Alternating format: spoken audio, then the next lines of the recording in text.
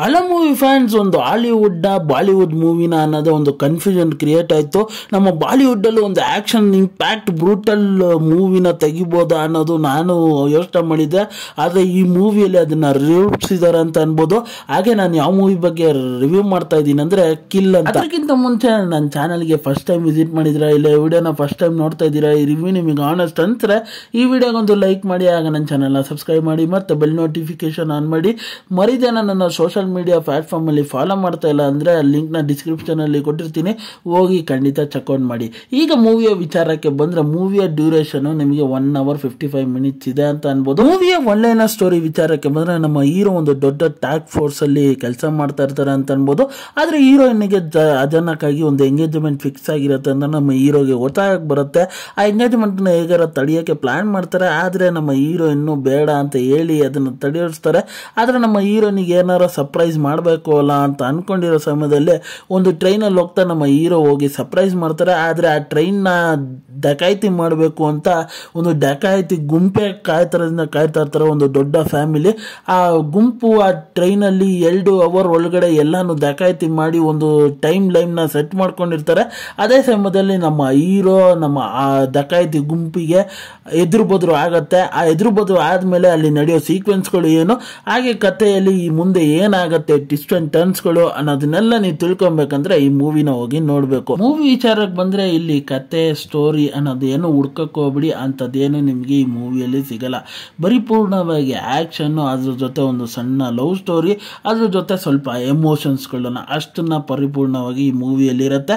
ಹಾಗೆ ಈ movie bore ಹೊಡೆಯತ್ತ ಅಂದ್ರೆ ಖಂಡಿತ ಇಲ್ಲ. ಥ್ರೂ ಔಟ್ ನಿಮಗೆ ನೆಕ್ಸ್ಟ್ ಏನಾಗತ್ತೆ ಅನ್ನೋದನ್ನ ಕ್ಯೂರಿಯಾಸಿಟಿನ ಹಾಗೆ ಹಿಡ್ದು ಕೊನೆ ಕ್ಲೈಮ್ಯಾಕ್ಸ್ ತನಕ ಇಟ್ಕೊಂಡಿರುತ್ತೆ ಅಂತ ಅನ್ಬೋದು. ಹಾಗೆ ಮೂವಿಯಲ್ಲಿ ನನಗೆ ಕೆಲವೊಂದು ವಿಚಾರಗಳು ಇಂಪ್ರೆಸಿವ್ ಆಗಿ ಅನಿಸ್ತು ಅಂತ ಅನ್ಬೋದು. ಯಾವ ವಿಚಾರಗಳಂದ್ರೆ ಆ ಟ್ರೈನ್ ಅಲ್ಲಿ ಒಂದು ನೈಟ್ ಅಲ್ಲಿ ನಡೆಯೋ ಆಕ್ಷನ್ ಸೀಕ್ವೆನ್ಸ್ ಗಳನ್ನ ಎಷ್ಟು ಬ್ಯೂಟಿಫುಲ್ ಆಗಿ ಕೊರಿಯೋಗ್ರಾಫರ್ ಮಾಡಿದ್ದಾರೆ. ಹಾಗೆ ಅಷ್ಟು ಚಿಕ್ಕ ಜಾಗದಲ್ಲಿ ಆಕ್ಷನ್ ಸೀಕ್ವೆನ್ಸ್ ಗಳನ್ನ ವಿಜುವಲಿ ಕಟ್ಕೊಟ್ಟಿರೋ ವಿಧಾನ ಸಖತ್ ಬ್ಯೂಟಿಫುಲ್ ಆಗಿತ್ತು ಅಂತ ಅನ್ಬೋದು. ಹಾಗೆ ನಮ್ಮ ಹೀರೋ ಫಸ್ಟ್ ಹಾಫ್ ಅಲ್ಲಿ ಒಂದು ಲೆವೆಲ್ ಅಲ್ಲಿ ಆಕ್ಷನ್ ನಡೀತಾ ಇದ್ರು ಆ ಸೆಕೆಂಡ್ ಹಾಫ್ ಅಲ್ಲಿ ಆ ಅಗ್ರೆಷನ್ ಮೂವ್ಮೆಂಟ್ಸ್ ಗಳು ಸಿಕ್ಕಾಪಟ್ಟೆ ಬ್ಯೂಟಿಫುಲ್ ಆಗಿತ್ತು ಅಂತ ಅನ್ಬೋದು. ಹಾಗೆ ಇದರಲ್ಲಿ ಆ ಎಮೋಷನ್ಸ್ಗಳು, ಆ ಡಕಾಯಿತಿಗಳ ಎಮೋಷನ್ಸ್ಗಳನ್ನ ಸಖತ್ ಬ್ಯೂಟಿಫುಲ್ ಆಗಿ ಸ್ಕ್ರೀನ್ ಮೇಲೆ ತಗೊಂಡ್ಬಂದಿದ್ದಾರೆ ಅಂತ ಅನ್ಬೋದು. ಹಾಗೆ ಅದ್ರ ನಡುವೆ ಆ ಲವ್ ಸ್ಟೋರಿ, ಆ ಎಮೋಷನ್ಸ್ಗಳನ್ನ ಕಟ್ಕೊಟ್ಟಿರೋ ವಿಧಾನ ಸ್ಕ್ರೀನ್ ಮೇಲೆ ಬ್ಯೂಟಿಫುಲ್ ಆಗಿ ಕಾಣಿಸ್ತಾ ಇತ್ತು ಅಂತ ಅನ್ಬೋದು. ಹಾಗೆ ಮೂವಿಯಲ್ಲಿ ಆ ಸೆಕೆಂಡ್ ಹಾಫ್ ಎಲ್ಲ ಥ್ರೂ ಔಟ್ ನಾನು ಎಂಜಾಯ್ ಮಾಡಿದೆ ಅಂತ ಅನ್ಬೋದು. ಹಾಗೆ ಮಸ್ತ್ ಮಜವಾಗಿದ್ವು ಅಂತಾನು ಅನ್ಬೋದು ಕೆಲವೊಂದು ಸೀನ್ಸ್ಗಳು. ಅದ್ರ ನಡುವೆ ಆ ಬ್ಯಾಕ್ ಗ್ರೌಂಡ್ ಮ್ಯೂಸಿಕ್ಗಳು, ಆ ಎಲಿವೇಶನ್ಸ್ಗಳು ಕೊಡ್ತಾ ಇರೋದು ಆ ಪ್ರತಿಯೊಂದು ಸೀನ್ಸ್ಗಳಿಗೂ ಆಕ್ಷನ್ ಸೀಕ್ವೆನ್ಸ್ಗಳಿಗೂ ಬ್ಯೂಟಿಫುಲ್ ಆಗಿ ಅನಿಸ್ತು ಅಂತ ಅನ್ಬೋದು.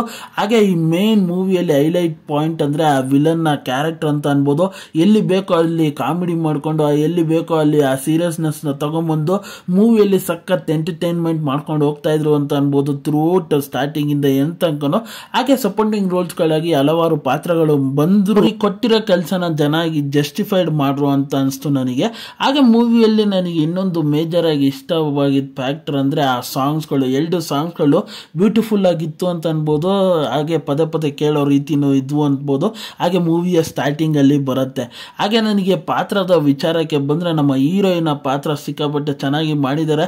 ಆ ಸೆಕೆಂಡ್ ಹಾಫ್ ಎಲಿವೇಶನ್ಸ್ ಚೆನ್ನಾಗಿ ಕ್ಯಾರಿ ಫಾರ್ವರ್ಡ್ ಮಾಡ್ರು ಅಂತ ಅನ್ಬೋದು. ಹಾಗೆ ಹೀರೋಯಿನ್ ಪಾತ್ರನು ಬರೋ ಸ್ವಲ್ಪ ಸೀನ್ಸ್ ಗಳಾದ್ರೂ ಅವ್ರಿಗೆ ಕೊಟ್ಟಿರೋ ಪಾತ್ರನ ಚೆನ್ನಾಗಿ ಜಸ್ಟಿಫೈಡ್ ಮಾಡ್ರು ಅಂತ ಅನ್ಬೋದು. ಹಾಗೆ ವಿಲನ್ ನ ಪಾತ್ರ ಹೇಳಲೇಬೇಕು, ಸಿಕ್ಕಾಪಟ್ಟೆ ಚೆನ್ನಾಗಿ ಮಾಡಿದ್ದಾರೆ ಅಂತ ಅನ್ಬೋದು. ಮೇಜರ್ ಪಿಲ್ಲರ್ ಅಂತ ಅನ್ಬೋದು ಈ ಮೂವಿಗೆ ಆ ವಿಲನ್ ಪಾತ್ರ ಚೆನ್ನಾಗಿತ್ತು. ಆ ಹೀರೋ ಮತ್ತೆ ಆ ವಿಲನ್ ಇಬ್ಬರ ನಡುವೆ ಏನೋ ಜಿದ್ದಾದಿದ್ದಿ ನಡೆಯೋ ಸೀನ್ಸ್ ಗಳೆಲ್ಲ ಸಿಕ್ಕಾಪಟ್ಟೆ ಬ್ಯೂಟಿಫುಲ್ ಆಗಿ ತಗೊಂಡ್ಬಂದಿದ್ದಾರೆ ಸ್ಕ್ರೀನ್ ಮೇಲೆ ಅಂತ ಅನ್ಬೋದು. ಹಾಗೆ ಮೂವಿಯ ಡೈಲಾಗ್ಸ್ ವಿಚಾರಕ್ಕೆ ಬಂದ್ರೆ ಕಥೆಯಲ್ಲಿ ಜಾಸ್ತಿ ಡೈಲಾಗ್ಸ್ ಇಲ್ಲ ಅಂದ್ರೂ ಅದೆಷ್ಟು ಬೇಕೋ ಅಷ್ಟು ಚೆನ್ನಾಗಿ ಡೈಲಾಗ್ಸ್ ಗಳನ್ನ ಬರ್ಕೊಂಡಿದ್ದಾರೆ ಅಂತ ಅನ್ಬೋದು. ಹಾಗೆ ಈ ಮೂವಿ ಓವರ್ ಆಲ್ ಆಗಿ ಒಂಥರ ಎಂಟರ್ಟೈನ್ಮೆಂಟ್ ಆಗಿ ಬ್ಯೂಟಿಫುಲ್ ಆಗಿತ್ತು ಅಂತ ಅನ್ಬೋದು. ನಾನಂತೂ ಸಿಕ್ಕಾಪಟ್ಟೆ ಎಂಜಾಯ್ ಮಾಡಿದೆ ಈ ಮೂವಿನ. ಹಾಗೆ ಇದು ಹಿಂದಿಯಲ್ಲಿ ಮಾತ್ರ ರಿಲೀಸ್ ಆಗಿರೋದು.